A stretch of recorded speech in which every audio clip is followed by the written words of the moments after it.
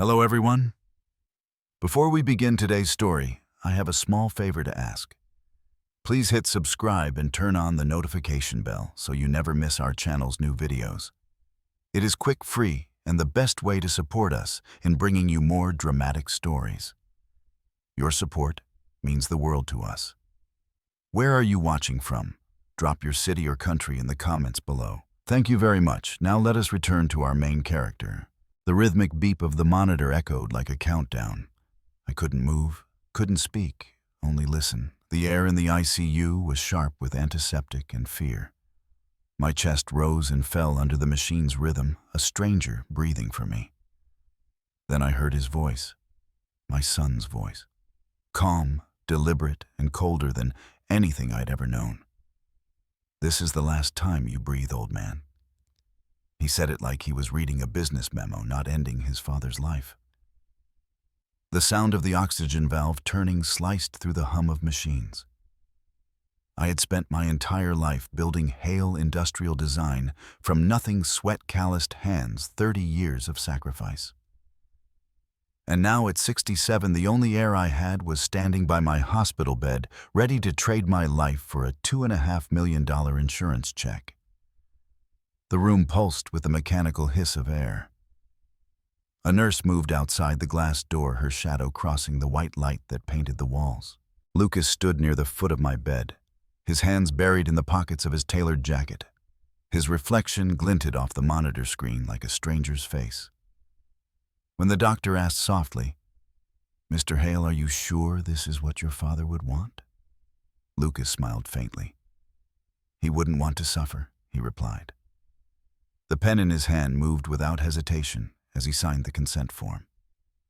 He didn't even glance at me.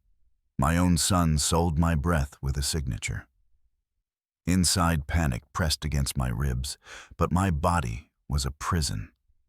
Every instinct screamed to fight to tear the tube from his reach, but the sedatives pinned me down like concrete.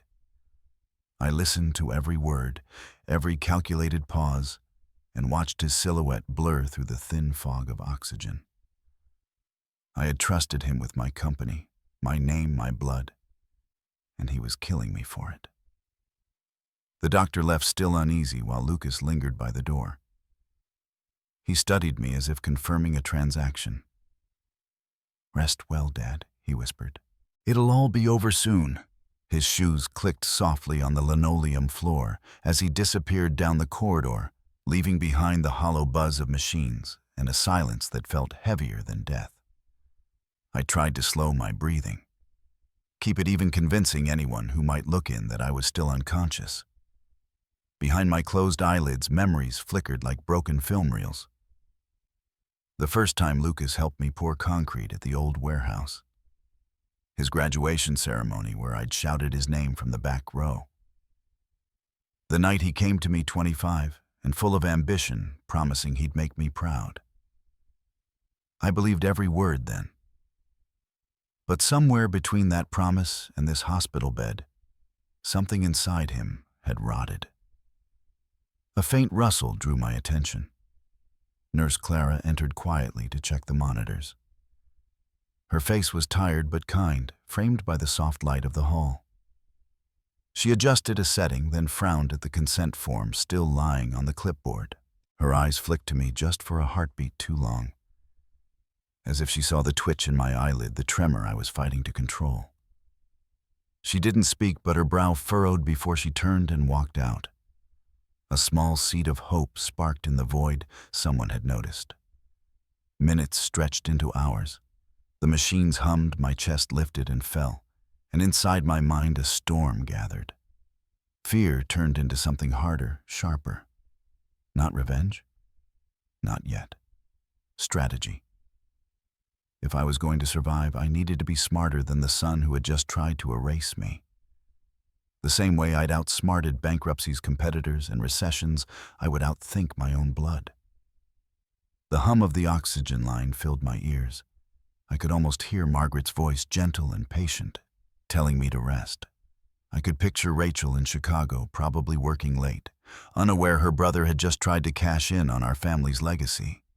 I wanted to scream to warn them, but my throat was useless. All I had was my mind, and it was awake. When the night nurse changed shifts, the corridor outside went quiet again. Only the clock ticked from somewhere unseen.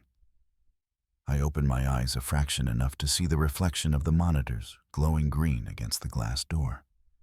The faint echo of Lucas's footsteps had long faded, but his words remained burned into my mind. "This is the last time you breathe, old man." He had meant it. The fear that once paralyzed me began to shift into something colder, steadier.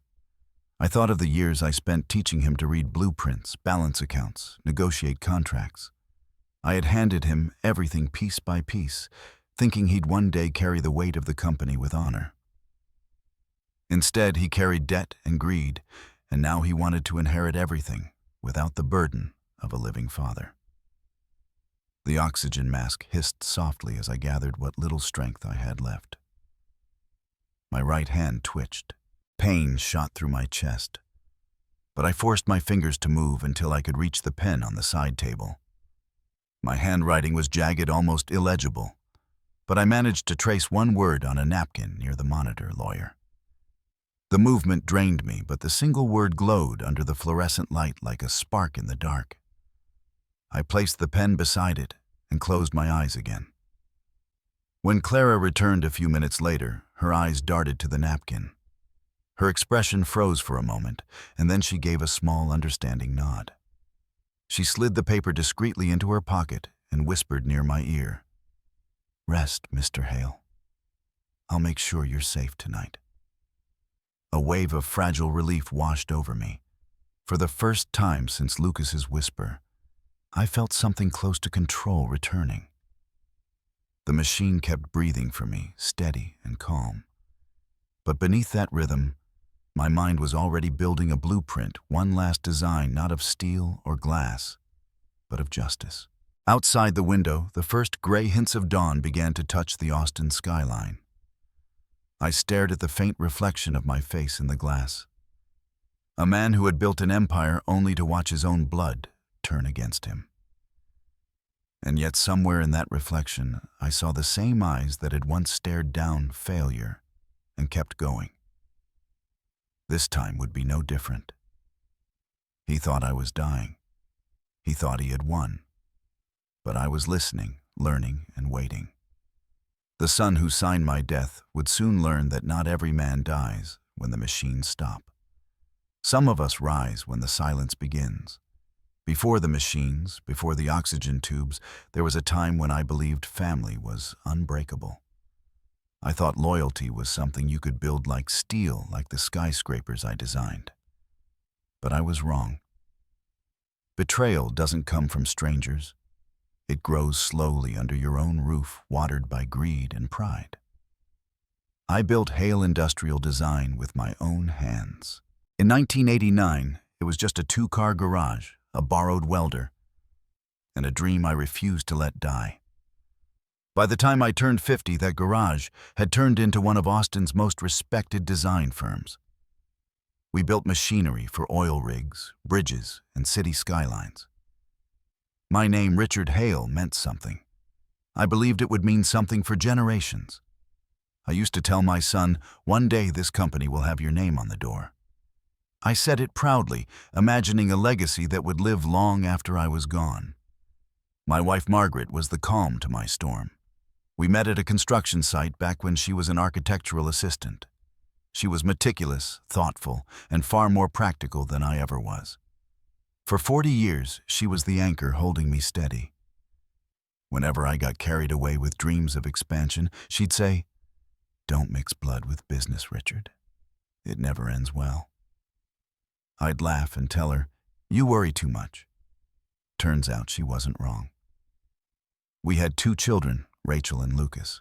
They grew up in the same house we built together on the edge of Lake Travis. Rachel was always the thinker, independent, methodical. The kind of daughter who made you proud without even trying. She went to Chicago to study law, carved her own path, and never once asked me for money. Every time she called, she'd talk about her cases, her firm, her clients. She never cared about the company, but she cared about doing things the right way. used to say she got that from her mother. Lucas was different. My boy had charm, good looks, and the ability to talk his way into and out of anything. When he was young, I saw myself in him, stubborn, confident, ambitious. But as he grew older, I realized he liked the idea of success more than the work that came with it. He jumped from job to job, idea to idea, always promising he was this close to making it big. I told myself he just needed time. A father always wants to believe his son will come around eventually. When Lucas turned 30, he married Vanessa, a striking woman with a sharp tongue and a sharper mind. She was the kind who could charm a boardroom but walk out with everyone dancing to her tune. Margaret never liked her. "That woman's eyes are too calculating," she whispered after their engagement dinner. I brushed it off. "She's smart, that's all. Lucas needs someone strong." They moved into a modern townhouse downtown, and for a while things looked fine. Lucas joined Hale Industrial as a junior manager. I thought it was the beginning of a new era, father and son side by side. He'd call me old man and laugh when I gave him advice. For a brief moment, I believed he'd finally grown up. But cracks started to show within months. Projects delayed, missing invoices, personal expenses billed under client relations. When I asked, he smiled and said, "It's all business strategy, Dad. Networking, you know." He sounded so confident, so sure of himself that I ignored my gut. Rachel called one night and said, "Dad, Lucas doesn't want to build, he wants to take." I got angry with her for saying it. I told her she didn't understand her brother. Still, her words lingered. Vanessa started visiting my office more often, offering to help with the administrative side. She'd bring coffee, sit in meetings she wasn't invited to, and talk about modernizing the company. She suggested we consolidate leadership under Lucas so Richard can finally rest and enjoy life. I laughed it off, thinking she was just ambitious for her husband. But there was something about her tone, polished, rehearsed, that unsettled me. In late 2022, I took a business trip to Dallas for a design expo. Before I left, Lucas asked for temporary signing authority for minor operational needs. Margaret hesitated, but I said, "He's my son, for God's sake. He can handle it." Rachel called when she heard and said bluntly, "You just handed him a loaded gun, Dad." I hung up on her. I didn't want to hear it. When I got back a week later, the office felt different. People avoided eye contact. My accountant looked nervous, but said nothing. I brushed it aside. Lucas had just landed a new contract, at least that's what he told me. "You'll see, Dad. It's going to double our profits." I wanted to believe him. I needed to. But one night, while reviewing quarterly reports, I noticed something odd: large withdrawals labeled consulting expenses. When I asked, Lucas said it was a temporary investment. Vanessa smiled beside him and added, "It's all part of growth." Their confidence disarmed me. I told myself I was overthinking it. After all, it wasn't the first time we had disagreements about money. The following week, Rachel called again from Chicago. "Dad, I got a call from a client in banking," she said. "They asked me if Hale Industrial was expanding credit lines. Are you aware of any loans?" My heart sank. Loans? No. Why would they ask that? She sighed heavily. "Because someone is using your company name to negotiate collateral. Please, Dad, check your accounts." That night I couldn't sleep. I walked into my study, stared at the framed family photo on the wall. Rachel in her law graduation gown, Lucas in his wedding suit, Margaret smiling between them, and felt a weight in my chest. I couldn't name. For the first time, I wondered if I had built something too strong to see through its own walls. A few days later, I confronted Lucas in his office. He looked calm, almost prepared. "Dad, it's all under control," he said smoothly. "We had some liquidity issues, but it's nothing major. You don't have to stress." I asked him directly. Did you use the company as collateral for any personal loans? He hesitated just long enough for the answer to be clear. I had to. It's temporary. You've got to trust me. Trust. That word hit me like a hammer. I walked out without saying another word. That evening I sat in my old workshop surrounded by rusted tools and the smell of metal. The same smell that once meant creation now reminded me of corrosion. On the wall hung an old photo of me holding Lucas when he was 10, both of us covered in dust from a project we'd built together. I stared at it for a long time. You can build empires out of concrete, I whispered, but not loyalty. Margaret found me there an hour later, sitting in the dark. She didn't ask what was wrong. She knew. She always did. For weeks, I tried to convince myself that things could still be fixed, that Lucas would realize what he'd done and make it right. But people don't change when they think they've outsmarted you. They only get bolder. One morning, I felt a tightness in my chest, followed by a sharp pain that sent me to the floor. The next thing I remember, I was in an ambulance oxygen mask pressed to my face, the sound of sirens echoing in my ears. Margaret held my hand, her eyes wide with fear. "You're going to be okay," she kept repeating. As the lights of the hospital ceiling passed above me, I thought about my children. Rachel, who built her life on truth. Lucas, who built his on lies. I didn't know it then, but the illness that sent me to the hospital wasn't my biggest danger. It wasn't the pneumonia that would almost kill me. It was the family waiting at my bedside. Because sometimes the disease isn't in your lungs. It's in your blood. The house glowed that evening. Laughter jazzed the smell of roasted turkey. It all felt like the warmth of a perfect life. Margaret wore her blue dress, the one she always saved for family occasions. Rachel had flown in from Chicago for the weekend, and Lucas stood at the head of the table, toasting like the proud son every father wished for. I looked around the dining room, filled with candles, silver, and smiles, and thought, this is what success looks like. But even then, beneath the laughter, something cold hid in the corners. It was our 40th wedding anniversary.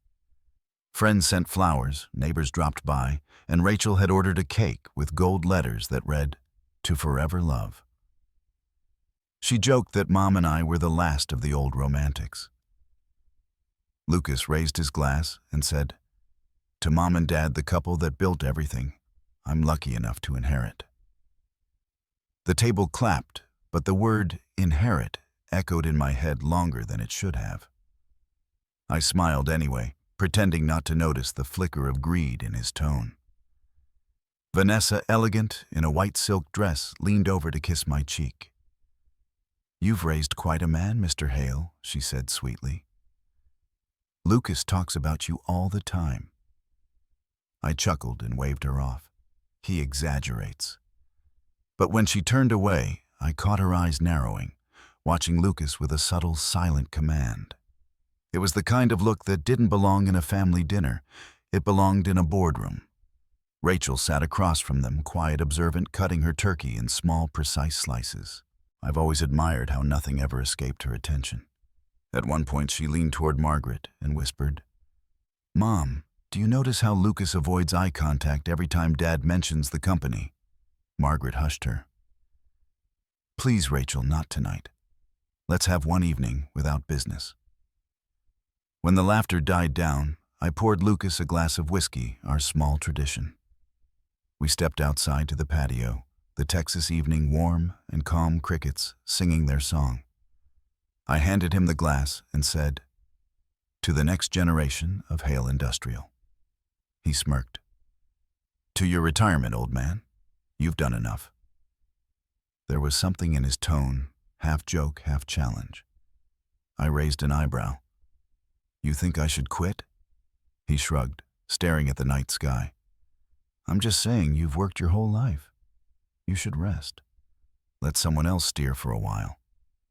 "Like you?" I asked, smiling. He laughed softly. Maybe.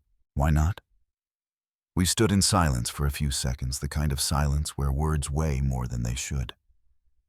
I took a sip, then said, "You remind me of myself at your age, always in a hurry to hold the wheel. And you never let go." He shot back, not cruelly, but with a glint of something that didn't belong in a son's eyes. The air thickened between us. I looked at him carefully, wondering if I was staring at my reflection or a stranger. "Be patient, Lucas. Legacy isn't something you take, it's something you earn." He clinked his glass against mine, smiling again. "You taught me that, Dad." It should have comforted me, but it didn't. Inside, Vanessa was speaking softly with Margaret near the kitchen. When I walked in, they stopped mid-sentence. Margaret smiled too quickly. Vanessa turned and said, "I was just telling Mom how lucky you are to have such a strong company at your age. Not everyone can build something that lasts." I thanked her, though something about her words scratched at me like sandpaper. She was too careful, too deliberate. It wasn't admiration, it was assessment. Later, as the evening ended, Lucas stood and cleared his throat. "Before everyone goes, I have a small surprise."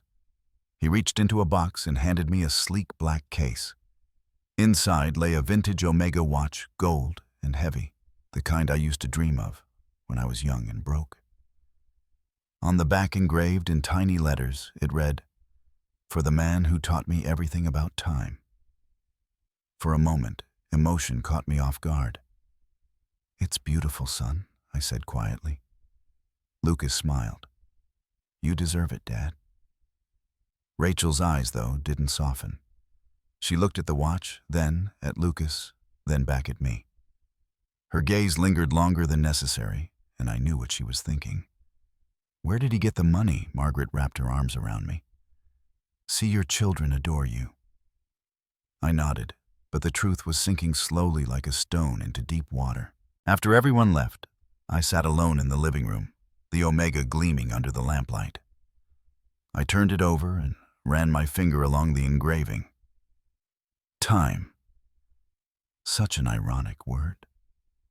How much of it had I spent building a company that might become the very weapon used against me?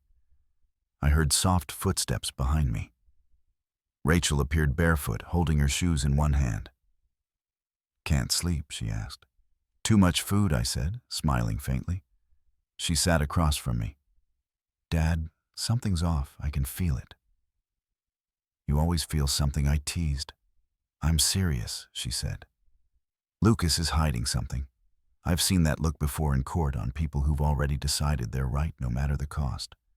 Rachel, your brother's trying. He's not perfect, but he's family." She looked at me the way only a daughter can, gentle but unflinching. So was every client who stole from their partner. Her words hung in the air long after she went upstairs. The next morning I found Margaret in the kitchen, her hands shaking as she poured coffee. "Vanessa called," she said quietly. "She wants us to think about giving Lucas more control of the company.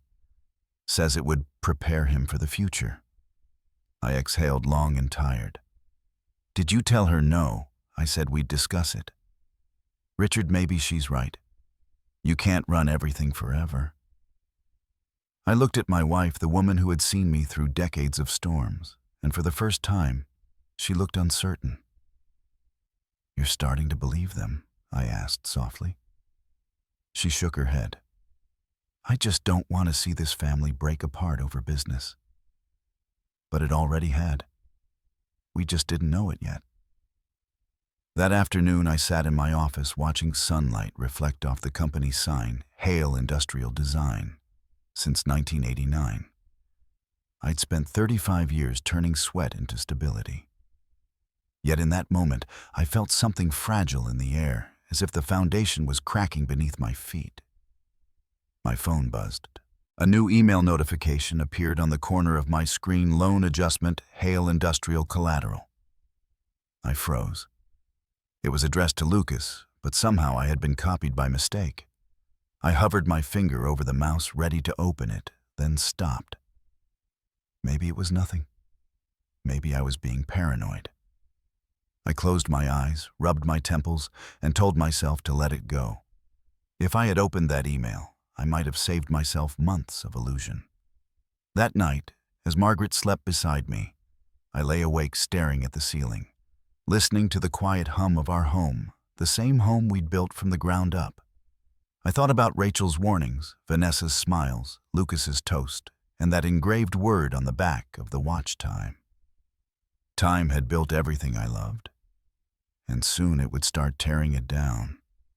Hospitals always smell the same bleach medicine and fear.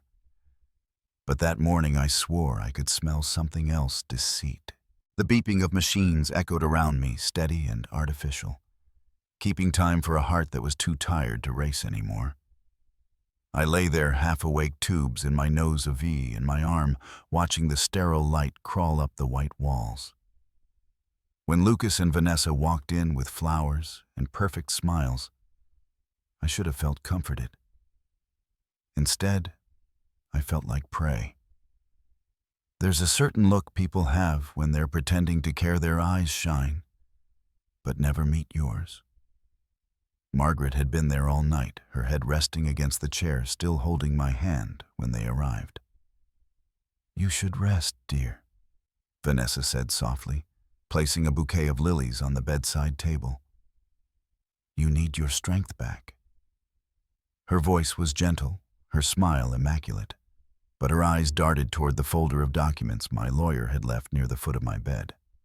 Lucas walked over too, cheerful, too confident. "Dad, you scared us half to death," he said, pulling up a chair. "The doctors said you gave them quite a show last night." "You need to take it easy, old man." I tried to smile, but felt the oxygen mask pull at my skin. My throat was dry. "I'll live," I rasped. "Of course you will," he said, patting my hand as if the gesture meant anything. "We'll take care of everything at the company while you rest. Don't you worry." The way he said everything made something cold move through my chest. When Margaret stepped out to speak with Dr. Howard, Lucas leaned back, lowering his voice. "Dad," he began, "I know this isn't the best time, but if something ever happens to you, where do you keep the important stuff? You know, company files, bank records, insurance papers." I turned my head toward him, too weak to hide my disbelief. "Why?"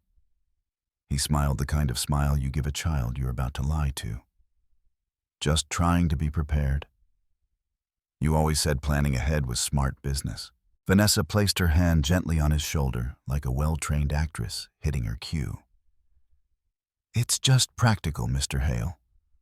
Lucas worries about the family. He wants to make sure everything's secure." "Everything is secure," I said flatly. "Always has been." They shared a quick look, silent, fleeting, but full of meaning. That look told me more than any conversation ever could. Nurse Clara came in just then, rolling her cart of equipment. She was in her early 50s, calm but sharp, the kind of woman who noticed details others missed. "Time for your vitals, Mr. Hale," she said, checking my monitor. Her eyes flicked toward Lucas and Vanessa, who were whispering near the foot of my bed. "You folks visiting often?" Lucas grinned. "We just can't stay away from the old man." Clara smiled politely, but as she wrapped the cuff around my arm, she leaned down slightly and whispered, "Your son asks a lot of questions for someone worried about health." I managed a faint nod. "You have good instincts," I whispered back. When they left, the room felt heavier. I closed my eyes, pretending to rest, but my mind was racing. Rachel had been right. Lucas wasn't curious about my recovery. He was taking inventory.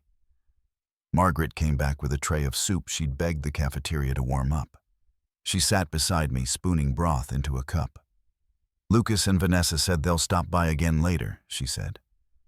"They're worried about you." "Worried," I repeated. The word tasted bitter. She paused. "You sound angry." "I'm tired, that's all," I said, forcing a weak smile. She brushed my forehead with her hand, her touch cool and tender. You've carried this family for too long. Maybe it's time to let Lucas handle some of the burden." I looked at her, trying to decide if she truly believed that, or if she was repeating Vanessa's words. "Margaret," I said quietly, "sometimes people don't want to help, they want to own." She frowned. "He's our son." "Yes," I said, "and sometimes that's the problem." That night, after Margaret left to get some rest, the hospital grew still. The monitors beeped softly, steady as a metronome. I could hear distant footsteps in the corridor, the faint hum of cleaning machines. I stared at the ceiling, tracing the pattern of shadows cast by the fluorescent lights. Around midnight, the door creaked open again. Vanessa peeked in, her perfume arriving before her voice. "Sorry to wake you," she whispered. Lucas forgot his phone earlier. I watched her cross the room, her heels clicking softly on the tile. She moved toward the folder of papers near my bedside, paused, then carefully slid one out. "Vanessa," I said, my voice low. She froze. For a second, her face drained of color. Then she smiled, the perfect recovery. "Oh, I was just making sure these weren't misplaced." "Everything important stays where it belongs," I murmured. She placed the paper back exactly where she found it, aligning the edges perfectly. "You're such a meticulous man, Mr. Hale.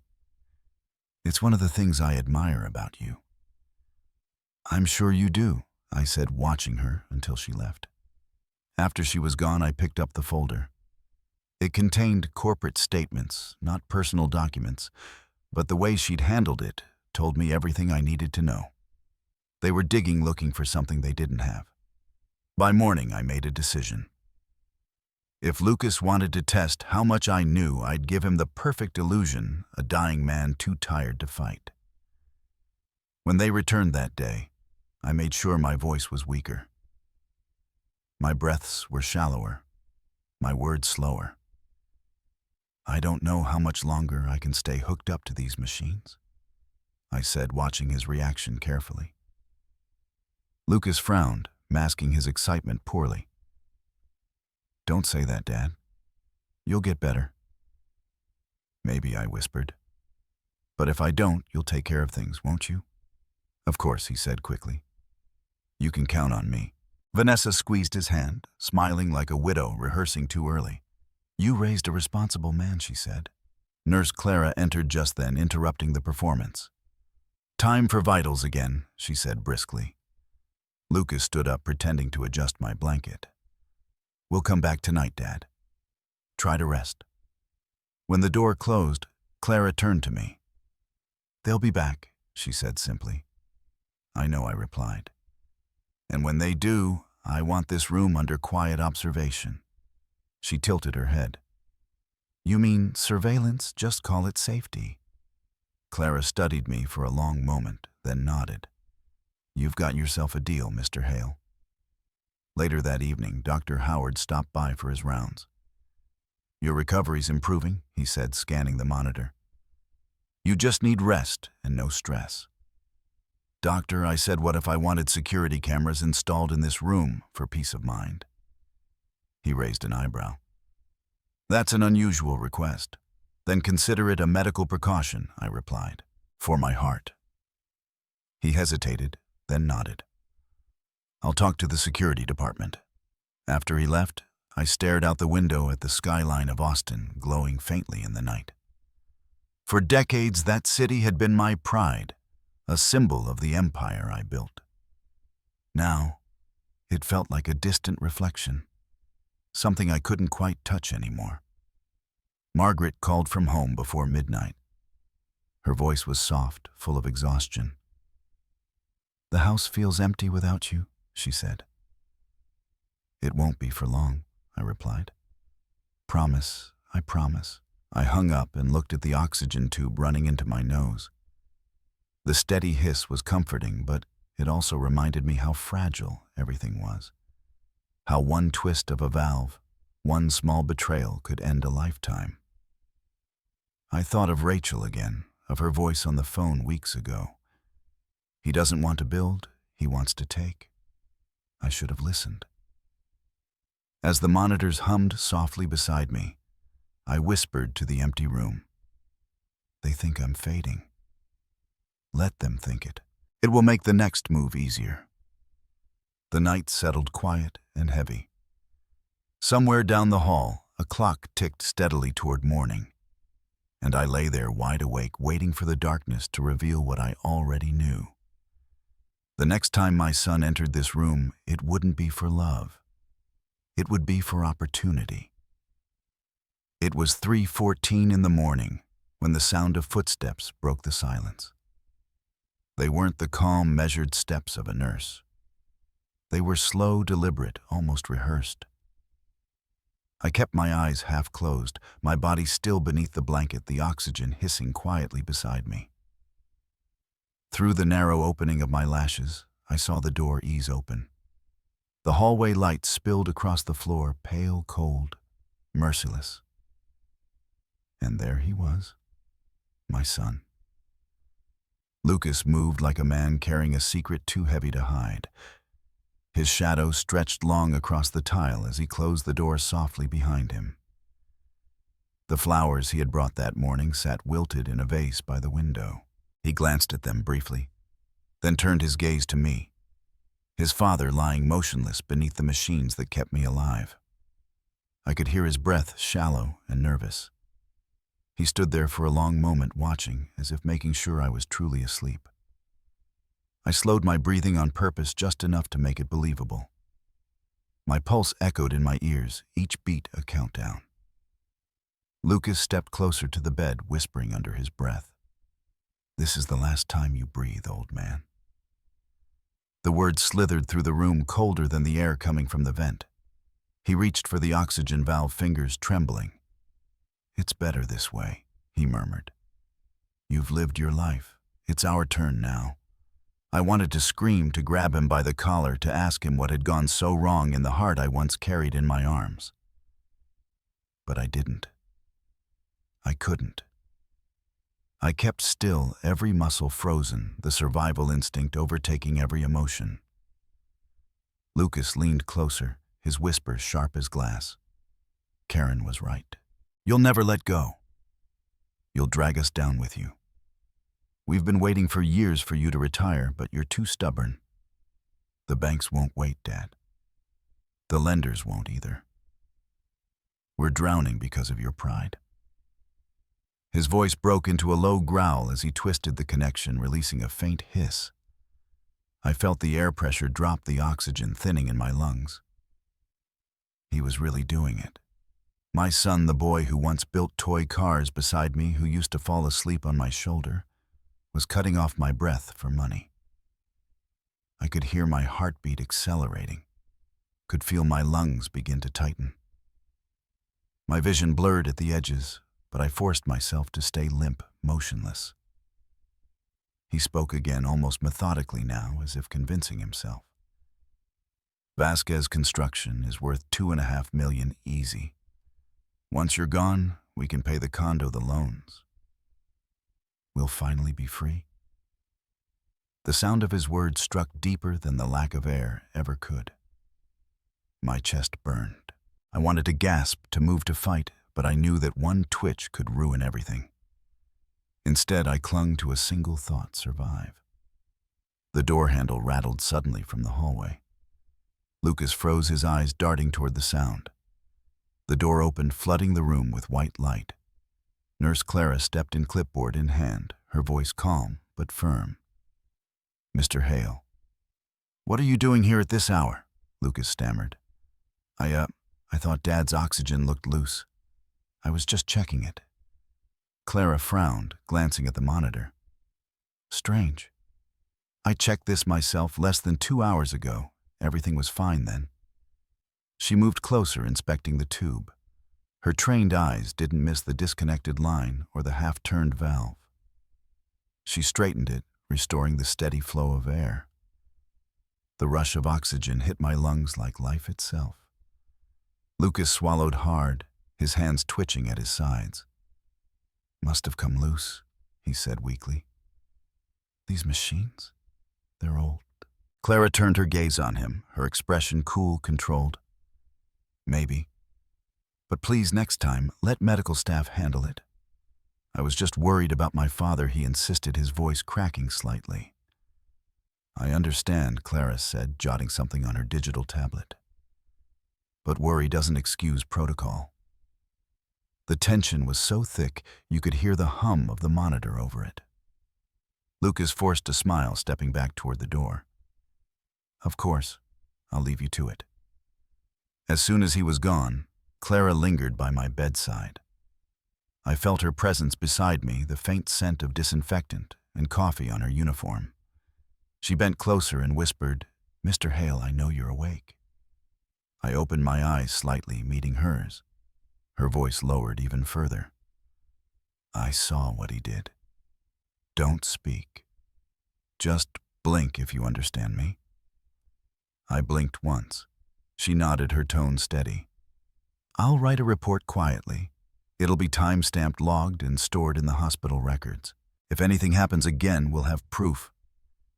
Thank you, I whispered, the sound barely escaping my throat.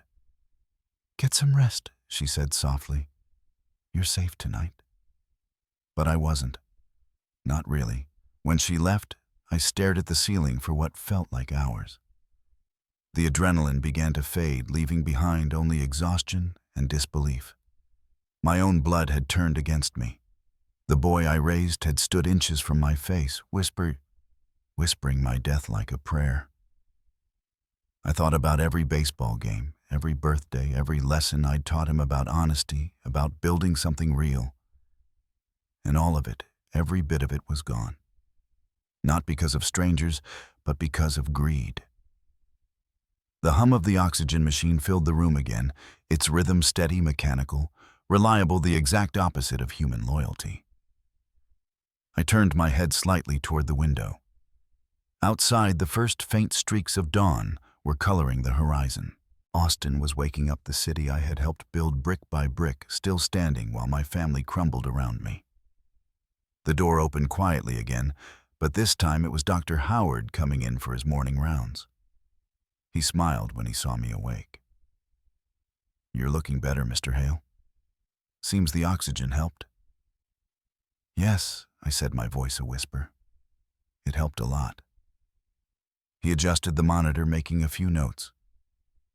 You had a drop in your oxygen levels around 3:30. Nothing too severe, but we'll keep an eye on it. I'd appreciate that, I replied. When he left, I reached for the small notepad that Margaret had left on the table. My hand trembled as I wrote 2 words: call Tom. Tom Weaver, my oldest friend, my lawyer, the man who knew every inch of my business and my will. If anyone could help me protect what I'd built, it was him. I set the pen down and closed my eyes. Sleep didn't come. Instead, plans formed, cold, quiet, deliberate. They thought I was weak. They thought I was dying. Let them. The morning light crept across the room, cutting through the pale blinds and settling over the bouquet of lilies on the table. Their petals had already begun to curl at the edges, turning brown from the inside out. By the time Margaret returned at sunrise, I was sitting upright, my mind clear for the first time in weeks. She smiled when she saw me awake. You look better, she said. Better, I echoed softly. She fussed with my blanket, unaware of the storm gathering inside me. Lucas called earlier. He said he might come by later today. I nodded, pretending to drift back to sleep. When she left the room to fetch coffee, I opened the notepad again and added a few more words beneath the first line. Bank, lawyer, new trust. Outside the window, the sun broke fully over the skyline, washing the city in gold. I stared at the light and whispered to myself. He tried to take my breath. Now I'll take his future. Because tonight my son had tried to kill me. And tomorrow, I would start designing the blueprint for his downfall.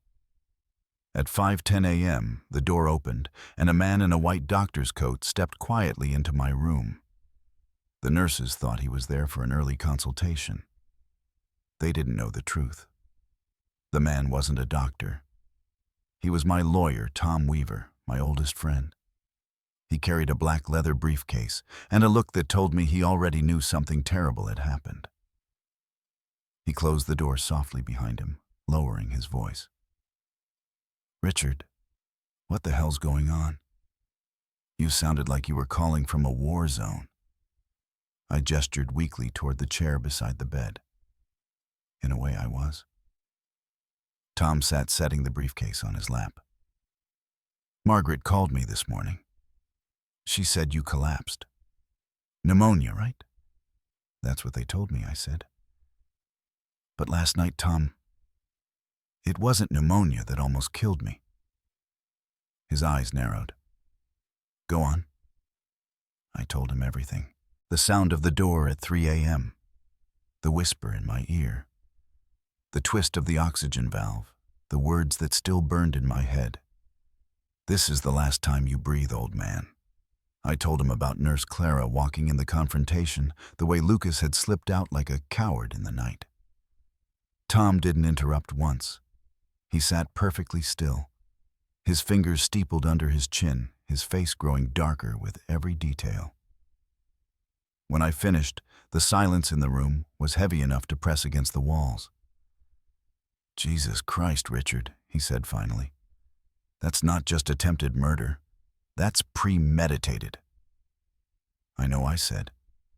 "And I don't want him anywhere near my estate again."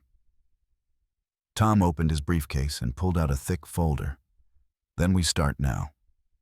I brought your will, the one from 2021. You listed Lucas and Rachel as equal beneficiaries." "Not anymore," I said. "He's finished." He met my gaze. "Are you sure you want to make that call?" "Once it's signed and filed, it's irreversible." "I'm sure," I said, my voice calm. "A son who tries to kill his father for money doesn't deserve a single dollar of what I built." Tom nodded once, his professionalism returning like armor. He took out his laptop, powered it on, and began typing. The clicking keys filled the room, a sound of quiet justice. While he worked, Nurse Clara came in pretending to check the IV. Her eyes met mine briefly. "Everything stable?" she asked Tom, playing along. "Perfectly stable," he replied. When she left, he leaned closer. "She's sharp. We'll need her testimony when the time comes. She's the only reason I'm still alive," I said. "And she's already filed an internal report." Tom's eyebrows lifted slightly. "Good. That gives us a legal timestamp. Now, about your assets. You want Rachel to inherit everything, yes? All of it. The company, the real estate, the accounts, even the patents. And I want specific clauses added." "What kind?" "Anything tied to Lucas, loans, guarantees, signatures should be declared invalid. If he used my name to secure any debts, they die with this document." Tom's lips curved into a thin smile. "You're thinking ahead?" "I'm thinking like someone who's been played," I said. "And I'm not letting him win another inch." For the next hour, the room became a quiet war room. Tom drafted clause after clause, his pen moving fast over the pages. Each line was another nail in the coffin of Lucas's ambitions. At one point, Tom looked up. "What about Margaret? Do you want her to co-sign as witness?" "No," I said. "She's suffered enough. I'll have Clara do it. She's neutral and present." A faint knock came at the door. Clara stepped in again, carrying a chart. "Everything okay?" she asked innocently. "Perfect timing," Tom said. "We need a witness signature." She blinked. "A witness for what?" "For a document that will save a man's life," Tom replied smoothly. Without another word, she signed where he indicated. When it was done, Tom slid the final page toward me. "This is it," he said quietly. "Your new will." I stared at it for a moment. It didn't look like much, just black ink on white paper. But I knew what it meant. It was my legacy rewritten, my revenge carved in legal stone. I picked up the pen, my hand trembling slightly, and signed my name. As the ink dried, I felt something inside me settle like a storm finally breaking over calm waters. Tom closed the folder and sealed it in an envelope. I'll file it immediately. By noon, Lucas's name won't exist in your estate. Good, I said. Make sure Rachel gets the notification directly. She will, he promised. But Richard, what about Lucas? Do you want to press charges now? Not yet, I said, my voice cold. He's already trapped. He just doesn't know it. Tom leaned back in his chair. You're playing this smart. I've built my whole life on strategy, I replied. I just never thought I'd have to use it against my own son. The conversation shifted as Tom opened a second folder: bank statements, property deeds, business registrations. We should also look into any unauthorized activity. If he used your company as collateral, we'll need to freeze those accounts immediately. Margaret can help with that, I said. She knows where every file is kept. I'll call her, Tom said, pulling out his phone. He dialed and waited, his tone crisp and efficient. Margaret, it's Tom. I'm with Richard at the hospital. We need you to check the Home Office for any documents signed by Lucas in the past 2 years. Loans, guarantees, anything with the company's name. Bring them here as soon as possible. He hung up and looked at me. She'll be here by 9. Thank you, I said quietly. Tom packed up his laptop and stood. I'll head to my office now and register the new will with the state. I'll also initiate the creation of a private trust. Rachel will be the sole trustee. That way, if anything happens, Lucas can't touch a dime. Make it ironclad, I said. No loopholes. Ironclad's my specialty, he replied. When he left, Clara lingered by the door watching him go. That man looks like he means business, she said. He does, I answered. He just saved my family from destruction. She crossed her arms. What about your son? I looked down at my hands. The veins looked older, bluer, weaker than I remembered. My son made his choice, I said. Now he has to live with it. The morning sun crept higher, filling the room with a soft golden light. For the first time in weeks, I didn't feel like a dying man. I felt alive, with purpose, with fury, with clarity. When Margaret arrived, she carried a folder nearly bursting with documents. Her face was pale, her eyes red-rimmed. I found these, she said, setting them on the bed. Some of them have your signature, Richard, but they're not yours. I flipped through the papers, recognizing the sloppy imitation of my handwriting. Loan contracts, personal guarantees, even a forged authorization for a corporate line of credit. He didn't just betray me, I said, my voice low. He stole from me. Margaret's hands shook as she sat beside me. What are we going to do? Everything I said simply. We're going to expose him. But not yet. We'll let him think he's safe. That's when he'll fall the hardest. Tom returned later that afternoon with confirmation that the will and trust had been filed. He handed me the receipt. It's official, he said. Rachel owns everything. And Lucas, well, he owns his consequences. I leaned back against the pillow, letting out a long breath. The machines hummed beside me, steady and calm. Outside, I could see the city skyline through the hospital window. The buildings gleamed in the sunlight, strong and enduring, unbroken. Justice isn't about rage, Tom, I said softly. It's about timing. And timing is what I've always been good at. Tom smiled faintly. You always were a builder, Richard. This time, you're building something indestructible. When he left, I stared at the sealed envelope on the table. My name scrawled across the top. It wasn't just a legal document, it was a weapon forged from betrayal. He tried to sign my death. I had just signed his fate. When Margaret walked into my hospital room that morning, she wasn't carrying flowers. She was carrying a folder. It was thick, heavy, and full of answers I wasn't ready to face. She didn't speak right away. She just settled down on the blanket near my legs and stood there, her breathing uneven.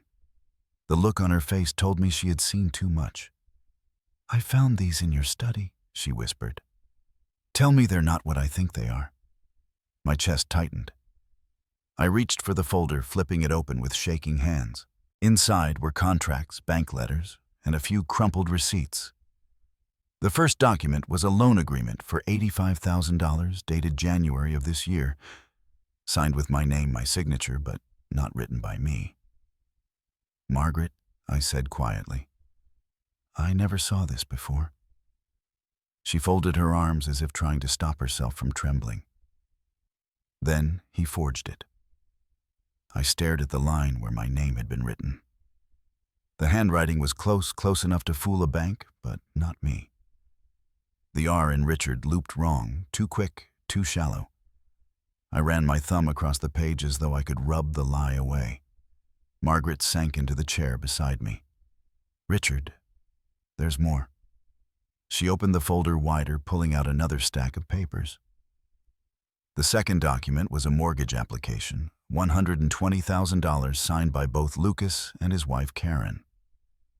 My name appeared again at the bottom, listed as a guarantor. My voice turned cold. "He used our house as collateral." "Yes," she whispered. "And the Miami condo." For a moment, the room felt smaller, the air thinner. The rhythmic beep of the heart monitor became too loud, too steady, as if mocking the chaos inside my chest.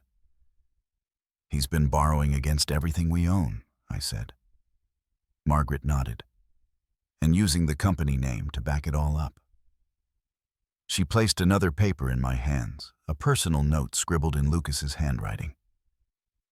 "Once Dad's gone, we'll sell the company and cover the loans." "Easy." Margaret covered her face with both hands. "Our own son." I couldn't find words.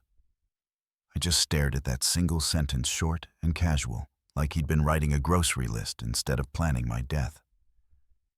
There was a knock on the door. Tom stepped inside, his usual calm replaced by something grim. "Margaret called me," he said. "I came straight here." She handed him the folder without a word. He flipped through the pages, his expression darkening with each turn. "Forgery," he muttered. "Fraud, misappropriation, he's done it all. And using your company name, that's felony level, Richard. Can we stop it?" I asked. Tom nodded. "We can, but we'll need to move carefully. We have to trace where the money went, which banks were involved, and which assets he used as leverage. Once we have that, we can freeze everything." Margaret looked at me, tears welling in her eyes. I keep asking myself what we did wrong. We gave him everything. Every chance, every opportunity. Why would he do this? I closed the folder slowly. Because he thought I'd never fight back. Tom placed a reassuring hand on her shoulder. "We'll fix this, Margaret. But first, we need evidence complete and documented." I pointed to the folder. "You've got it right there." He shook his head. "We need more. Bank statements, email records, transaction logs, anything that ties him directly to the accounts. I'll subpoena the lenders if necessary." Margaret wiped her eyes. "I'll go through the house again. There might be more papers he left behind." "Do it," Tom said. "And be careful. If Lucas suspects we're onto him, he might destroy what's left." After she left the room, fell silent again. Tom sat down beside me, his pen tapping rhythmically against his notepad. "You know, Richard, this isn't just about money anymore. It's about control. He wants to replace you to erase you." "I know," I said. "That's why I let him think I'm dying. Let him get comfortable. Let him believe it's already his." Tom raised an eyebrow. "You're planning something." I didn't answer directly. "Justice takes patience," I said. He smirked faintly. "I'll make sure the paperwork keeps him busy while you work on patience." When he left, I picked up the photo frame on the bedside table. It was one of the few things Margaret had brought from home, a picture from a Christmas 5 years ago. Lucas had his arm around Rachel, both smiling. Karen was standing behind them, one hand on his shoulder, her smile thin and calculated even then. I stared at their faces until my vision blurred. The door opened softly. Nurse Clara stepped in, her expression cautious. "Everything all right, Mr. Hale?" "Define all right," I said. She smiled faintly. "Fair point." She adjusted the IV and hesitated before speaking again. "I saw your wife earlier. She looked shaken." "She found out what kind of man her son became," I said. Clara sighed. "Families break in strange ways, don't they? Sometimes it's not anger that destroys them, it's the silence." I nodded slowly. "I've been silent long enough." She checked the monitor one last time. "If you ever need a witness again, I'll be here." After she left, I opened the folder again, staring at the mountain of deception inside. My mind ran through every memory, every time Lucas had said, "Trust me, Dad." Every handshake, every fake smile. He'd been building this web for months, maybe years. The loans, the forged documents, the carefully crafted lies. It wasn't desperation. It was calculation. When Margaret returned later in the afternoon, she carried another envelope, her fingers gripping it tightly.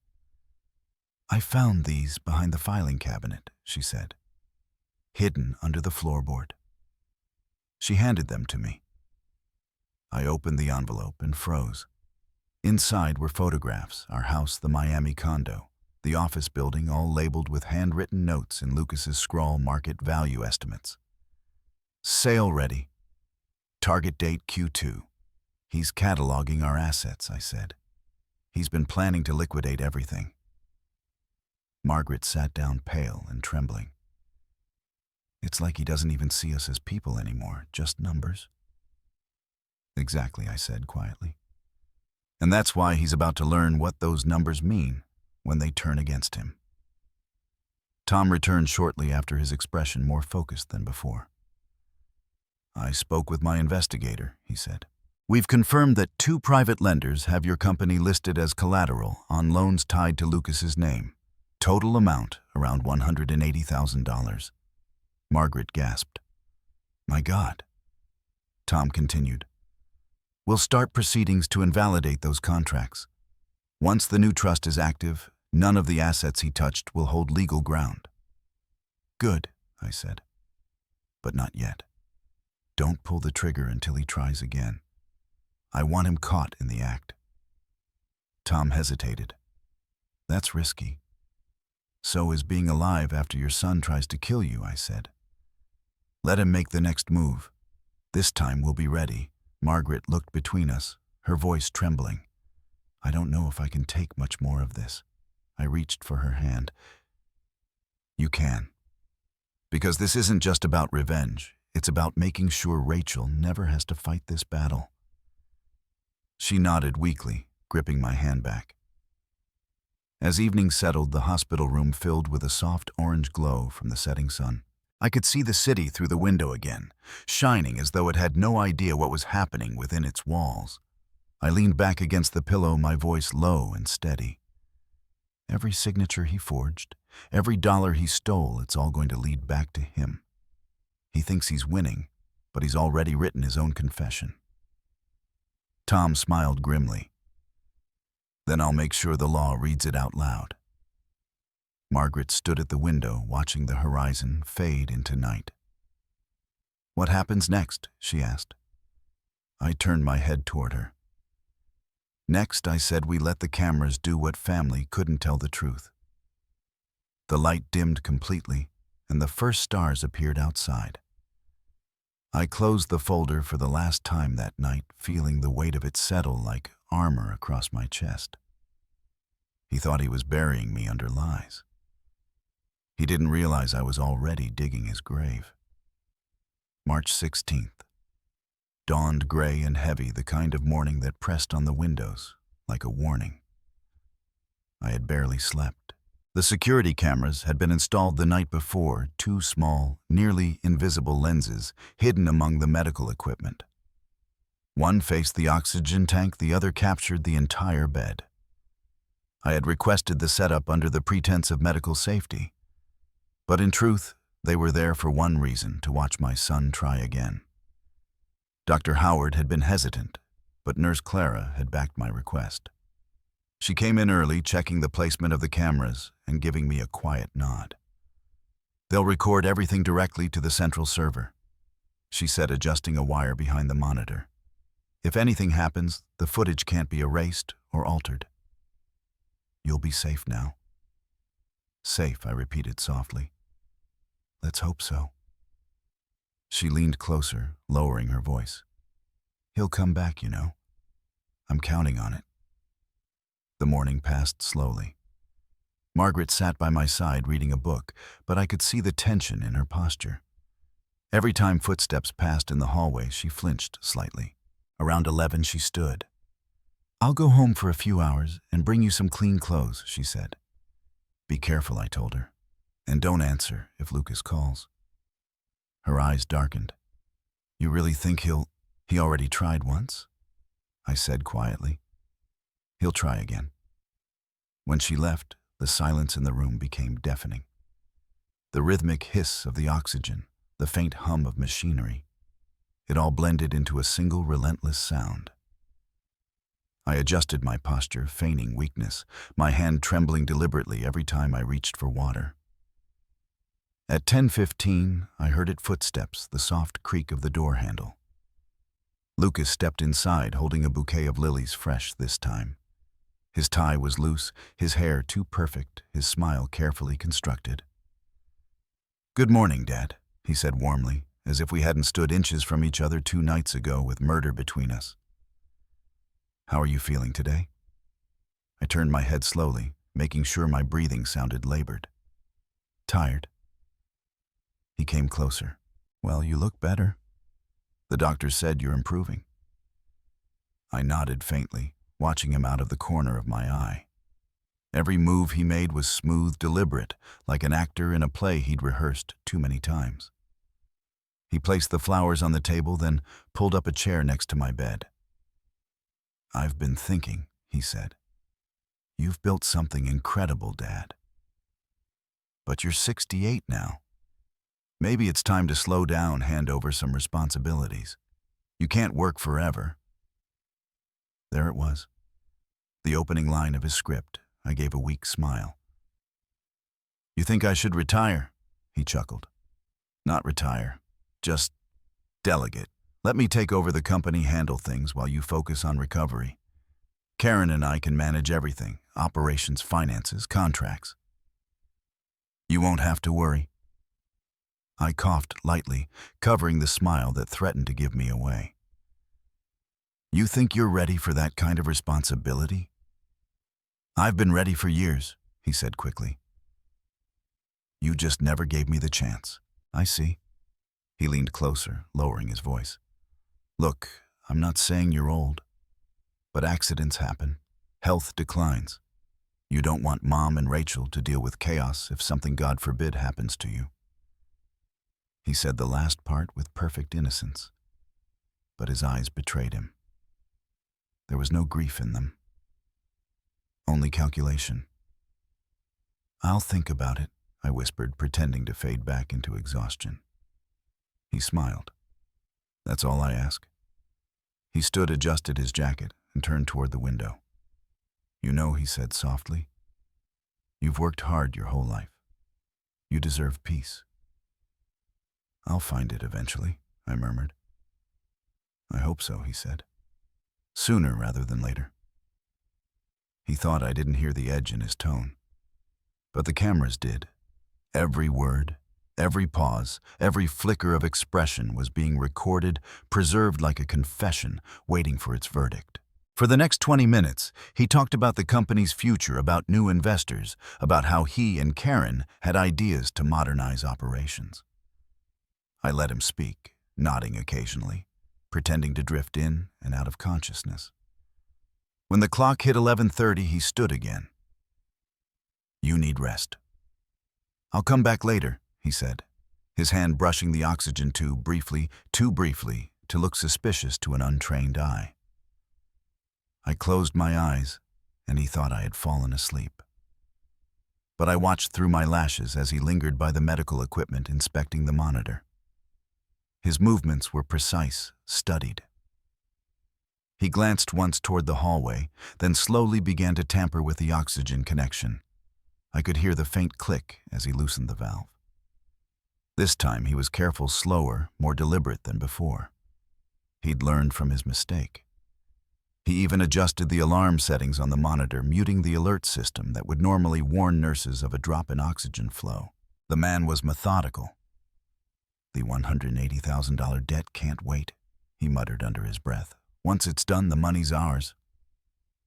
His words slithered through the room, recorded in crystal clarity by the hidden microphone above the bed. He continued working, whispering fragments of his plan, how the property sales were ready, how the investors were waiting, how Rachel wouldn't suspect a thing until it was too late. Each phrase was a dagger twisting deeper into the heart of everything I had built. My lungs began to tighten again, the air thinning as the oxygen line detached completely. But this time I was ready. My hand hovered near the small remote beside my pillow, the silent alert button connected directly to hospital security. I waited, forcing myself to remain still, even as the edges of my vision began to blur. Perfect, Lucas whispered. 15 minutes, and you'll just drift away. No one will ever know. My thumb pressed the button. A faint vibration confirmed the signal had been sent. Within 2 minutes, the security team would arrive, silent, swift, unseen. I opened my eyes slowly, feigning confusion. Lucas, he froze, his hands still on the oxygen line. Dad, what? What are you doing awake? I stared straight at him, letting every ounce of betrayal I felt rise to the surface. What are you doing with my oxygen? His face turned white. It came loose. I was fixing it. I sat up slightly, the monitors flashing red as my heart rate spiked. I heard you. Every word. Dad, please. The door burst open. 3 security officers stepped in, followed by Nurse Clara and Dr. Howard. The bright hallway light flooded the room, exposing everything. What's going on here? Dr. Howard demanded. Robert, the head of security, held up his tablet. We've got it all live feed from the cameras. He tampered with the equipment. He was recorded confessing. Lucas's mouth fell open. No, that's not true. I was checking it. Clara's expression hardened. You were turning it off. I pointed toward the oxygen valve. Check it. Robert crossed the room, examining the setup. The line was half detached, the alarm muted. He turned to Dr. Howard. He disabled the alerts. Lucas Hale, the doctor said sternly, you need to step away from the bed. Lucas's composure shattered. He sank into the chair, shaking his head. Dad, I didn't mean. It wasn't supposed to. We needed the money. You don't understand. Oh, I understand, I said quietly. You wanted me dead, so you could fix your mistakes. No, he cried. Karen said it was the only way out. Clara crossed her arms. The cameras heard every word, Mr. Hale. You don't have to explain anymore. Robert nodded to the guards, who took a cautious step forward. Lucas buried his face in his hands, sobbing, his voice breaking. Please, Dad, I can fix this. Don't call the police. I leaned back against the pillow, my body trembling from the adrenaline. I don't have to, I said. They'll call themselves once they see the footage. The room was silent, except for the steady beeping of the monitors. For a long time, I just looked at him, the man who used to be my son. The boy I once carried on my shoulders after his first baseball game. The child who used to cry when he scraped his knees. And now the man who tried twice to take my life. Dr. Howard finally broke the silence. Security will handle it from here. Mr. Hale, we'll move you to another room immediately for your safety. Robert nodded. We'll also secure the footage and make official reports to the authorities. Lucas looked up, his face pale and desperate. Dad, please. I met his eyes one last time. You already pulled the plug, Lucas. Just not the one you expected. The guards led him out, his sobs echoing down the hallway until they disappeared. When the door closed, I exhaled slowly, every muscle in my body shaking. Clara touched my arm gently. It's over now. No, I said, my voice steady. It's just beginning. Because now I had everything I needed, proof, confession, motive, and the will already signed. My son had just buried himself. All I had to do was watch. The next morning, sunlight spilled through the blinds, slicing across the hospital room in sharp lines of gold. It should have felt peaceful, but nothing about the air was calm. The silence after what had happened hung thick, heavy, almost sacred. Margaret was the first to speak. She stood by the window, arms wrapped tightly around herself. They took him last night, she said quietly. Security called the police. They have the footage, the reports, everything. I nodded, still staring at the oxygen monitor, its green light blinking rhythmically. Good, I said. For once, everything is documented. Margaret turned toward me, her eyes red from crying. Richard, he's our son. He was, I replied evenly, until he tried to make sure I wasn't his father anymore. Her lips trembled. He's sick. He's desperate. No, I said sharply. He's greedy. There's a difference. The words cut the air between us. Margaret lowered her head, silent tears sliding down her face. I hated the sound of my own voice, but truth had replaced compassion now. Truth didn't tremble. The door opened softly and Tom entered, his briefcase in one hand, a folder in the other. His expression was hard, but calm, the face of a man who had seen too much of the world to be surprised anymore. I heard what happened, he said. Security sent me the footage. Margaret looked at him desperately. Can't we stop it before it goes public? Tom shook his head. It's already in the system. The hospital's legal department forwarded everything to the district attorney at 6 a.m. It's officially a criminal investigation. She sat down, burying her face in her hands. Dear God. Tom turned to me. Are you ready to make a formal statement? Yes, I said without hesitation. The sooner the better. He opened his folder and began writing. Let's start simple.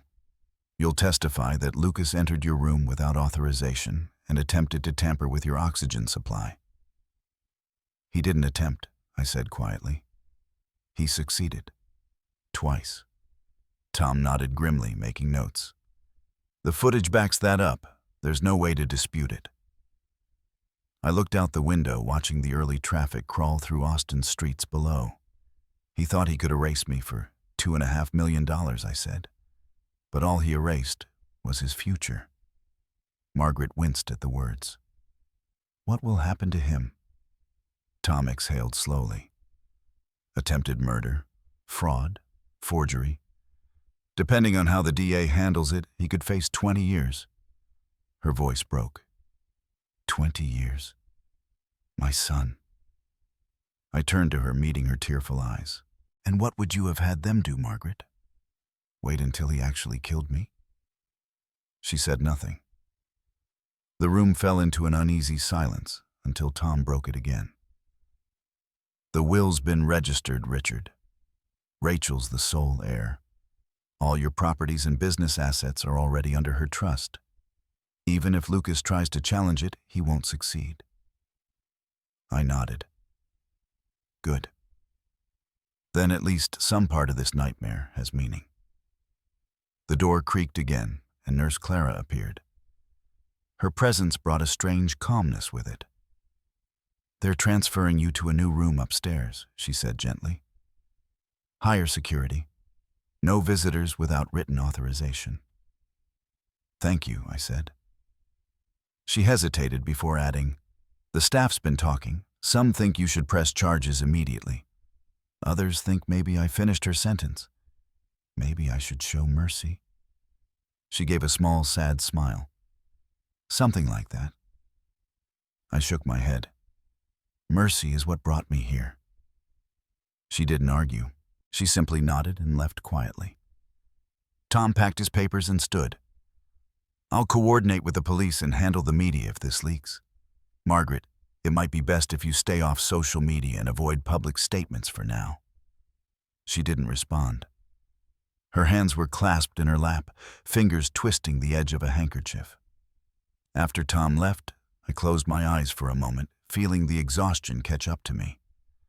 The adrenaline that had kept me alive was gone, replaced by the heavy weight of what survival truly meant.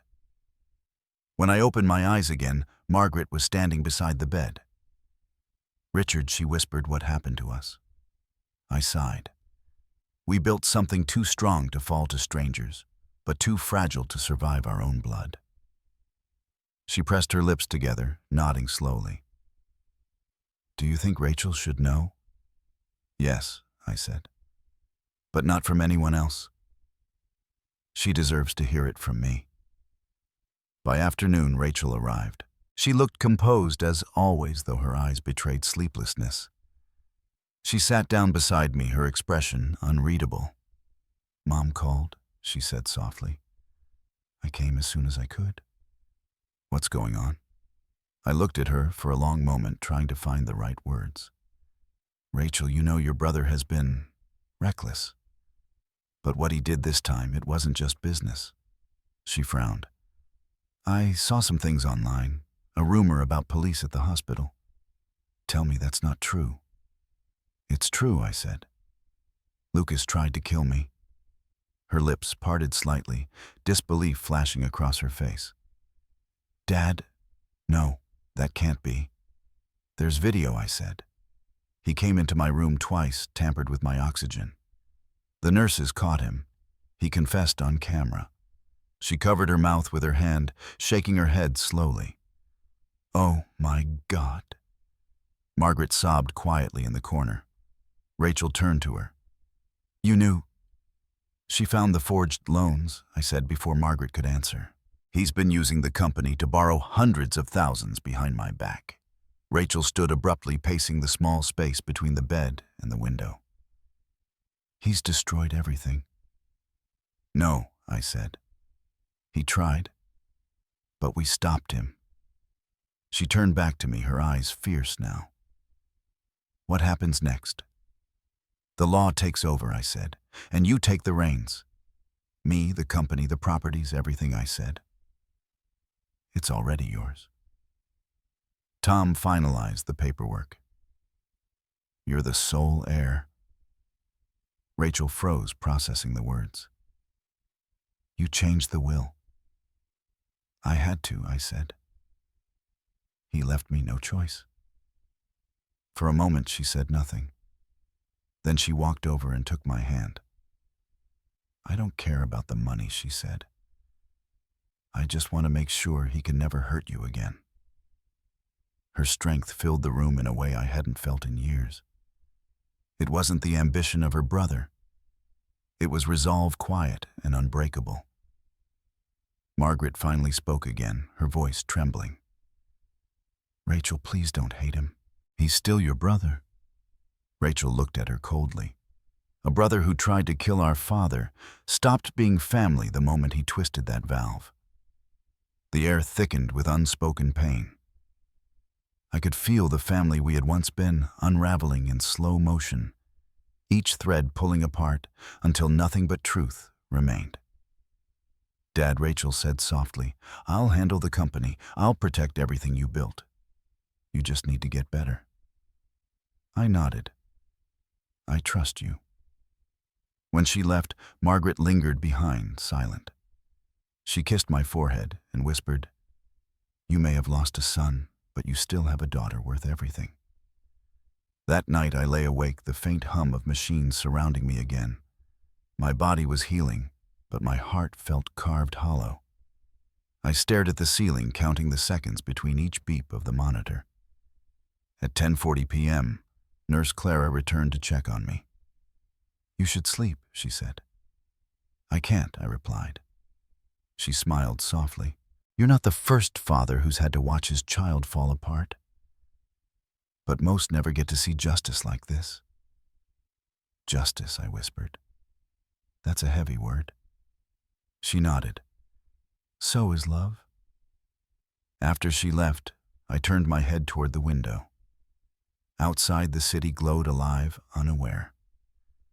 I thought about Lucas sitting in a holding cell somewhere, his designer watch confiscated, his hands shaking as reality closed in.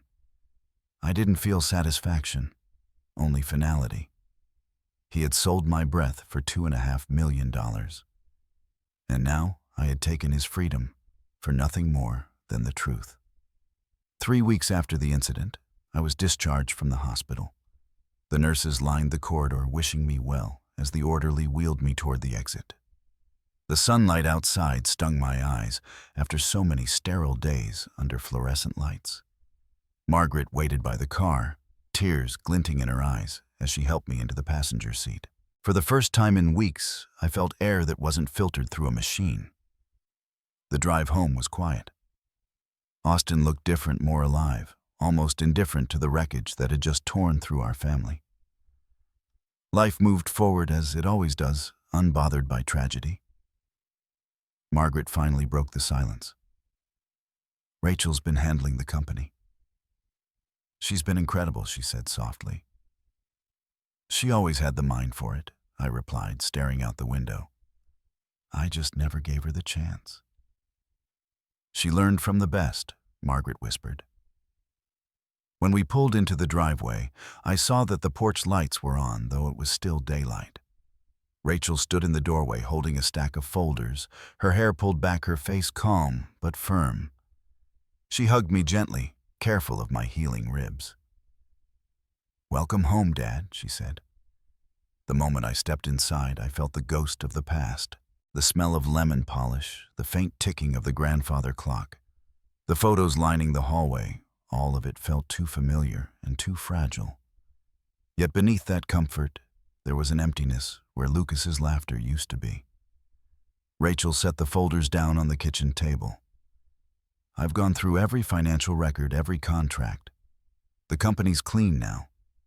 We've frozen all accounts tied to Lucas or Karen. The auditors confirmed it this morning." "Good," I said. "No more surprises?" "There's more," she said, sliding a document toward me. "Tom helped me file a restraining order. Legally, Lucas can't come near any of us. The charges are official attempted murder, document fraud, use of falsified signatures." I took the papers, scanning the lines. Seeing it written in ink made it real in a way that even the hospital couldn't. I set them down and nodded slowly. "Justice is thorough," I murmured. Rachel looked at me carefully. "He called Tom's office twice from jail. He wanted to talk to you. I'm not interested. He said he wanted to apologize." "Apology doesn't bring back trust," I said. "And I'm not ready to listen to a man who turned off his father's oxygen." She didn't argue. She just sat there quietly, tracing the rim of her coffee mug. "The trial will start soon. The DA has the footage, the reports, everything. Let them handle it," I said. "I've already had enough of courtroom performances in my own family." For a long while, we said nothing. Margaret busied herself in the kitchen, her silence louder than any words. She hadn't spoken Lucas's name since the night he was taken away. I didn't ask her to. That evening, Tom arrived with updates. He carried the same briefcase as always, but his expression was softer now. "The district attorney has agreed to pursue the charges," he said. "Given the evidence, it's an open and shut case. But there's something else you should know." I frowned. "What is it?" "Karen's turned on him," Tom said. "She's cooperating with the prosecution in exchange for a reduced sentence. She's giving them every detail, every forged document, every hidden account." Rachel's jaw tightened. Typical. Tom nodded. She's painting herself as a reluctant accomplice. Claims Lucas was the one who pushed everything. He was, I said. But she was the architect. She's already signed a full confession, Tom said. In a few months, this will all be over. You can move on. I looked out the window, watching the wind shift through the oak trees. Move on, I repeated. Funny how easy that sounds. Tom leaned on the table. You've already won, Richard. You're alive. You have your company, your legacy, your family, what's left of it. I nodded slowly. Sometimes surviving feels like the hardest victory. When he left, Rachel sat beside me again. Dad, dear, there's something I've been thinking about, she said. Maybe it's time to sell Hale Industrial. You don't need to carry that weight anymore. You've spent your whole life building it. Maybe it's time to rest. The suggestion hit me harder than I expected. The company wasn't just business, it was memory history proof that I'd built something that mattered. But now, every brick, every project carried his fingerprints too. Do you already have buyers, I asked? She nodded. Tom reached out to a few investment groups. One of them offered a solid deal, $2.4 million. They're reputable with plans to expand under your brand name. I sat in silence for a while, then said, Do it. If I hold on to it, I'll never stop looking for him in the boardroom. Rachel's eyes softened. Are you sure? I'm sure, I said. The company was my life. But it's time for me to live something else. The following week, Tom finalized the negotiations. Rachel managed the sale with precision and grace, her professionalism beyond her years. The new owners signed the papers in our dining room, shaking my hand with reverence. It's an honor, Mr. Hale, one of them said. You built something that'll outlast all of us. I smiled faintly. Take care of it better than my family did. They didn't know what I meant, and I didn't explain. After the sale, I felt something shift inside me. The constant hum of business, the endless emails, the schedules, they all vanished overnight. What remained was silence. At first it felt foreign, but gradually it began to feel like peace. Margaret noticed it too. One evening as we sat on the porch, watching the sun dip below the trees, she said quietly, You look lighter. I've let go, I replied. Not of him, but of the weight he left behind. Rachel joined us a few days later, carrying folders of her own. I've started a foundation, she said. The Hale Trust. It'll fund education programs for underprivileged kids in Austin. It's the best way to honor what you built without the shadows. I looked at her proud in a way that hurt my chest.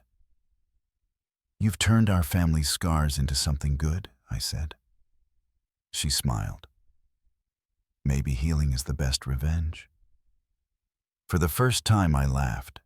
A real laugh, quiet, honest cleansing. Weeks passed. The trial began. I didn't attend the hearings, but Tom sent me updates. The evidence was overwhelming. The video footage, the nurse's report, the forged documents, each piece stacked neatly against Lucas. Karen's testimony sealed it. By October, the verdict came guilty on all counts. 4 years for attempted murder, 3 for fraud. When Tom delivered the news, I didn't feel triumph, just a strange, hollow calm. He'll have time to think, I said. And you'll have time to live, Tom replied. He was right. For the first time in decades, I had nothing to manage, nothing to defend. Rachel took over the family finances. Margaret planned a long overdue trip to Europe, and I began to rediscover simple things. Morning walks, cooking breakfast, sitting in the garden with no phone in sight. One afternoon, while trimming the hedges, I found the old Omega watch Lucas had given me years ago, the one engraved, "For the man who taught me everything about time." I turned it over in my palm, feeling its weight. Time, how cruel and generous it could be. I wound the watch and slipped it back on. Its ticking filled the silence around me, steady and certain. Margaret came out to the porch, smiling softly. "Still keeping time always," I said. "But now I'm keeping it for myself." And as the sun sank below the horizon, I realized that surviving wasn't the end of the story. It was just the start of a life that was finally, truly my own. The morning air in Rome carried the scent of coffee and rain-soaked cobblestones. I hadn't planned to travel this far, not at my age, but Rachel insisted. "You've spent your life building for everyone else," she told me. "Now it's time to live for yourself." And so I did.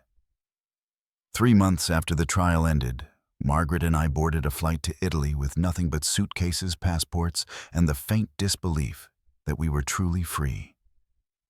Our first night there, I sat by the hotel window overlooking Piazza Navona, watching the square glow under the golden streetlights.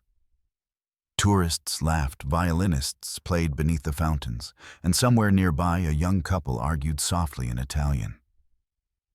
Life moved with a rhythm I'd forgotten existed. Margaret came up behind me, placing her hand on my shoulder. "Do you realize," she whispered, "this is the first time in 40 years that we don't have to answer a single phone call about work?" I smiled faintly. "Feels like I should be worried about something." Maybe, she said, sitting beside me. But not tonight. The following days passed in a haze of museums, art, and quiet breakfasts by the Tiber. We visited the Colosseum, stood in the Sistine Chapel, and wandered through narrow streets where time seemed to pause. I carried a small notebook with me, jotting down names of places, sketches of old buildings, bits of conversation overheard from strangers. For the first time in decades, my thoughts weren't consumed by contracts or construction deadlines. They were filled with the simple rhythm of breathing. Margaret was radiant. She walked slower than she used to, but her eyes carried a light I hadn't seen in years. Sometimes she'd stop to photograph doorways or small cafes, saying, "I want to remember everything." I didn't tell her I was doing the same thing in my head. One afternoon, while we were having lunch on a small terrace overlooking the Roman Forum, my phone buzzed. It was Tom. His name on the screen pulled me back across oceans. "Richard," he said when I answered, "I hope I'm not interrupting your retirement." "Depends on the news," I replied. "Nothing bad," he assured me. "I just thought you should know Lucas was sentenced officially this morning. 4 years for attempted murder, 3 for fraud." The judge denied his appeal. I exhaled slowly. "So, it's final, yes. He's already been transferred to a low-security facility in upstate New York. Karen's serving her term separately." "Are they cooperating?" I asked, though I already knew the answer. According to his lawyer, Lucas has been quiet, withdrawn. No visitors, no letters, not even from Karen. The prison chaplain says he barely speaks. I was silent for a long moment. The distant murmur of tourists filled the background of our call. Finally, I said, "Maybe silence is all that's left when words have lost their meaning." Tom hesitated. "Do you want me to send you updates?" "No," I said. "Let the past stay where it is." After we hung up, I stared at the ruins of an empire that once thought it could last forever. And I realized that all empires fall the same way, not with a crash, but with silence. Margaret noticed the change in my face. "Was that Tom?" she asked. "Yes," I said. "It's done. He's serving time." She nodded slowly. "Do you feel any peace now?" I thought about it, tracing the rim of my wine glass. "Peace isn't the word," I said finally. "It's something quieter, like acceptance." We spent the evening walking along the river. The city lights shimmered on the surface of the water, breaking and reforming with every ripple. Margaret held my arm and we walked without speaking. Sometimes silence said everything that words couldn't. The next morning, Rachel called from Chicago. Her voice was bright and full of motion like always. Dad, the Hale Trust has just funded its first project, she said. A scholarship for construction apprentices in Austin. The press picked it up. You're being called a visionary. I chuckled. I was just a stubborn old man with blueprints. Well, now your stubbornness is helping kids who'd never get the chance otherwise, she said. You should be proud.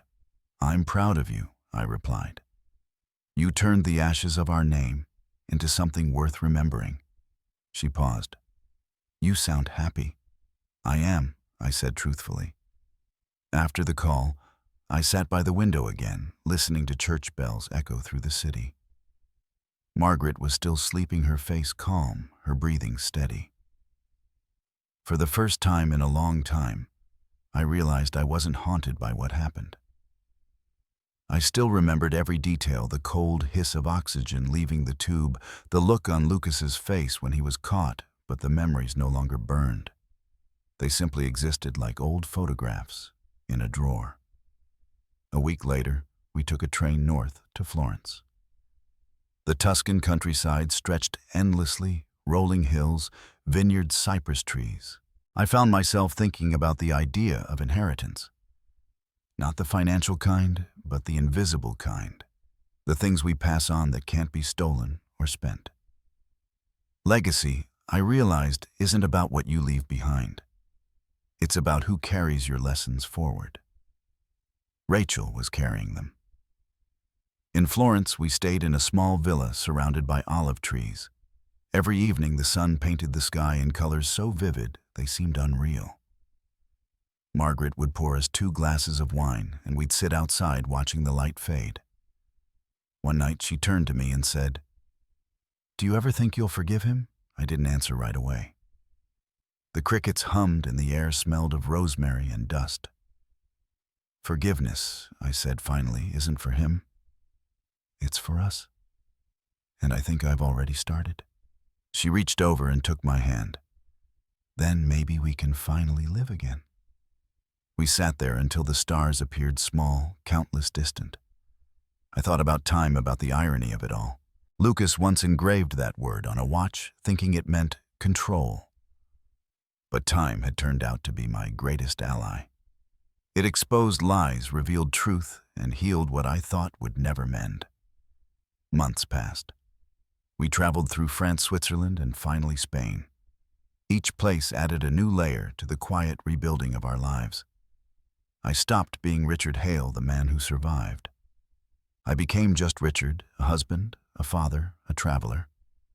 Sometimes I still received letters from Tom about legal matters, but I rarely opened them right away. The world had shrunk to simpler things, the sound of waves in Nice, the taste of morning espresso, the laughter of Margaret echoing through narrow alleys. In Madrid, on our last evening before flying home, I sat on the hotel balcony watching the sunset wash the city in gold.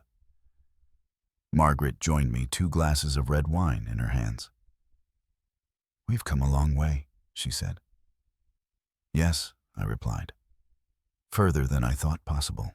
She leaned her head against my shoulder. "Do you ever miss it?" "The company, the noise, the chaos?" I smiled faintly. "Sometimes.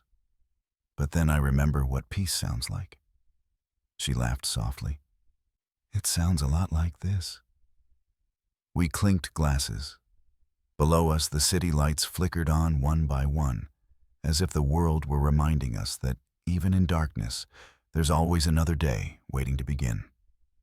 And for the first time in my life, I didn't feel like I was running from anything. I was finally walking towards something quiet, simple, and entirely my own. The morning sun spilled across the porch as Margaret poured coffee into 2 mugs. The air was warm, fragrant with the scent of cedar and freshly cut grass.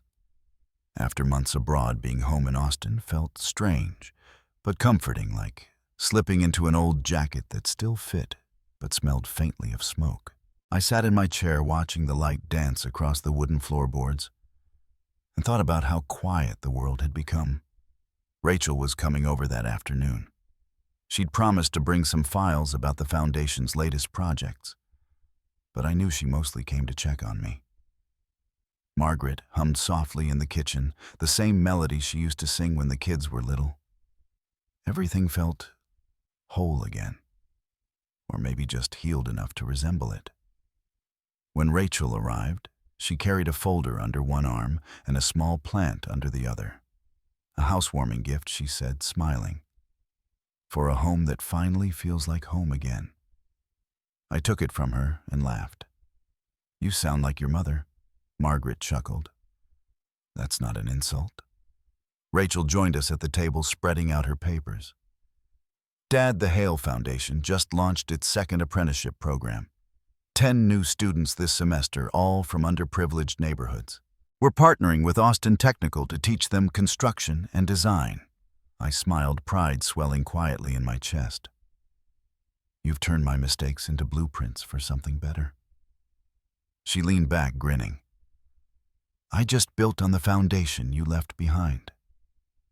We talked for hours about work, about travel, about how the world kept spinning even after everything that had happened. When Margaret left to make lunch, Rachel lowered her voice. Tom called me, she said softly. He wanted you to know Lucas's parole request was denied. He's still in upstate New York. But he's changed, Dad. The prison chaplain says he's different now. Quiet, regretful. I looked down at my hands, tracing the veins that now looked more like blue rivers than lifelines. Different doesn't erase what's done, I said. I know, she replied gently. But maybe he's finally learning what you tried to teach him. I didn't respond. I just reached into the drawer beside me and pulled out a folded letter. He already sent this, I said, handing it to her. Rachel opened it and read silently. It wasn't long, just a few lines written in a shaky hand. Dad, I don't deserve forgiveness, and I won't ask for it. I just hope that when you breathe freely now, you know I'm sorry for trying to take that away. I'll carry that mistake for the rest of my life. I wish I had learned what time really meant before it was too late. Rachel wiped a tear from her cheek. Will you write him back? I shook my head. No. Some things are meant to stay on paper. I think that's enough for both of us. She folded the letter carefully and placed it back in the drawer. Maybe peace isn't about talking, she said. Maybe it's just about knowing. That's exactly it, I said quietly. Knowing and finally letting go. We spent the afternoon sitting outside watching the sun climb higher. Margaret brought out sandwiches and lemonade, and for the first time in years, we laughed without any weight behind it. No company, no inheritance, no grudges, just family. Later that evening, after Rachel left, I found myself driving toward the river. It was the same spot I used to visit when the company was still young, when I needed to think. The bench was still there, worn smooth by time and weather. I sat down and watched the water ripple, carrying sunlight on its surface like broken glass. I pulled out the old notebook I had carried since Rome, the one filled with scribbles, sketches, and half-finished thoughts. On the first blank page I wrote slowly, my hand steady and sure. If legacy is a structure, forgiveness is its foundation. Sometimes the hardest blueprint to design is peace. I closed the notebook and leaned back, letting the breeze move through the trees. In the fading light, I thought about how revenge had once filled every corner of my mind. But revenge had never been the destination. It was just the road that led me to understanding. When I returned home, the house was quiet again. Margaret was reading by the lamp, her glasses sliding down her nose. She looked up and smiled. You look peaceful. I think I finally am, I said. It only took me 68 years. She laughed softly. Some people take longer. We ate dinner by candlelight, the soft flicker dancing across the walls. Afterward, I walked to my office, opened the drawer, and took out the Omega watch, the one Lucas had given me, engraved with, "For the man who taught me everything about time." I wound it gently, listening to the steady tick. The sound was comforting, not haunting. I placed it beside the letter and the notebook, then turned off the light. The next morning I woke early. The air smelled like rain, and the sky over Austin shimmered faintly pink. Margaret was still asleep, her breathing even and calm. I poured a cup of coffee and stepped onto the porch. The world felt wide open again. As the first drops of rain began to fall, I whispered to the air, "You took my breath once, Lucas. But you gave me something better in return, the will to live it fully." The rain grew stronger, washing over the porch, the trees, the roof, the same house that had survived storms far worse.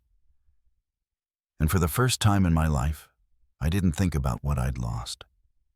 I thought about what I'd built. I thought about time and how it had finally stopped feeling like a countdown. It felt like grace. If you've ever faced betrayal loss, or the kind of silence that changes, you remember this peace doesn't arrive with vengeance. It arrives when you finally stop letting the past write your next chapter. Tell me in the comments, what would you have done in my place? Would you forgive, or would you let time deliver its own justice? And if this story moved you, leave a like, share your thoughts, and subscribe. More stories like this are waiting. Stories of family loss, redemption, and the quiet power that comes when justice and love finally meet halfway. Because sometimes the greatest revenge isn't anger, it's peace.